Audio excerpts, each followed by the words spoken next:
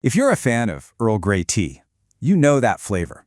That special, kind of citrusy, kind of floral scent that just feels classic. But what if I told you that the story behind that flavor has this amazing twist? One that you could actually grow right in your own backyard. Yeah, let's get into it. So first things first, where does that famous flavor even come from? It's so unique, right? Once you know it, you can pick it out anywhere. So what is that secret ingredient? Well, the answer is the essential oil that comes from the rind of a very special fruit, the bergamot orange. It's this small, sort of pear-shaped citrus, probably a hybrid between a lemon and a bitter orange, and that oil is what transforms a regular black tea into that signature Earl Grey. Okay, but here's the catch. This isn't an orange you're going to find in your local grocery store. No way. True bergamot oranges are super specialized. They pretty much only grow in this one tiny coastal strip of southern Italy. That makes the oil pretty exclusive, and it's exactly why we should be looking for another option. But what if you didn't need to get your flavor from halfway across the world? What if a really similar aromatic experience was just waiting for you in a common garden plant? Let's dive into this really surprising alternative. So, say hello to Monarda. It's this beautiful flowering perennial, and it's native all across North America. You might know it as Bee Balm, or maybe, and this is a huge clue, wild bergamot. It's in the mint family, which should tell you a lot about its aromatic power. Now, not all Monarda plants are created equal, at least for our purposes. For that Earl Grey-like flavor, we're really looking at a few key species. Monarda diadema gives you a minty, spicy thing. Monarda fistulosa can be more floral, almost like oregano. But the real star of the show for us is Monarda cichidora, or lemon bee balm. It has this intense citrus scent. Okay, so how on earth can a perennial from North America mimic a rare citrus from Italy? The answer, as it often does, comes down to some really cool chemistry.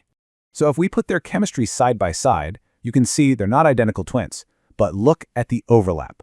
They both have limonene, which gives you that bright citrus pop, and they both have linalool for those floral notes. The bee balm also brings in something called geraniol, which adds this amazing rose-like citrusy scent.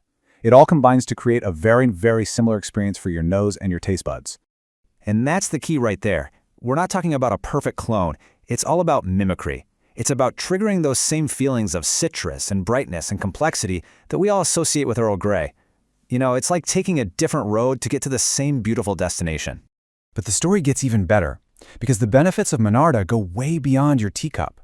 When you plant this, you're actually doing something incredible for your local ecosystem. This plant is so much more than just a substitute flavor. Monarda is basically an all-you-can-eat buffet for pollinators.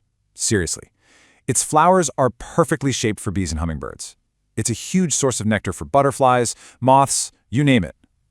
Planting a patch of this stuff is like opening a vibrant, buzzing restaurant in your backyard. And this chart, it really just says it all. Traditional bergamot means huge monoculture farms and a massive global supply chain. Growing Monarda? That means you're planting a native species that supports incredible biodiversity, and your sourcing footprint is, well, it's just a few steps out your back door. Okay, so let's say you're sold on the idea. How do you actually turn this gorgeous garden plant into a delicious cup of tea? You'll be surprised at how simple it is. Let's just walk through it. It's really just four main steps. First, you want to harvest the stems right when the flowers are at their peak. That's when the oils are strongest. Second, hang them up in little bundles to dry somewhere with good airflow. Third, once they're totally dry and crispy, you just gently crumble the leaves and flowers. And finally, steep a couple teaspoons in hot water. That's literally it. And hey, you don't have to stop there. You can totally get creative. Here's a great little blend to get you started. Use the lemon bee balm as your citrusy base, add some wild bergamot for that floral depth, maybe a little lemon balm to punch up the citrus, and a pinch of lavender if you're feeling fancy. This is your chance to become your own tea artisan. So as we start to wrap this up, what's the big picture here? What's the main thing you should take away from all this? Let's be real for a second. The pros are massive. It's great for the ecosystem, it's sustainable, it's easy to grow, and it's a fantastic caffeine-free tea. But on the flip side, the flavor isn't an exact match. Its strength can vary, it can get a little aggressive in the garden, and yeah, it can get powdery mildew. It's a fantastic alternative for sure, but it's good to know what you're working with. And that really brings us to the final thought. The story of Earl Grey is a classic, but it doesn't have to be the only story.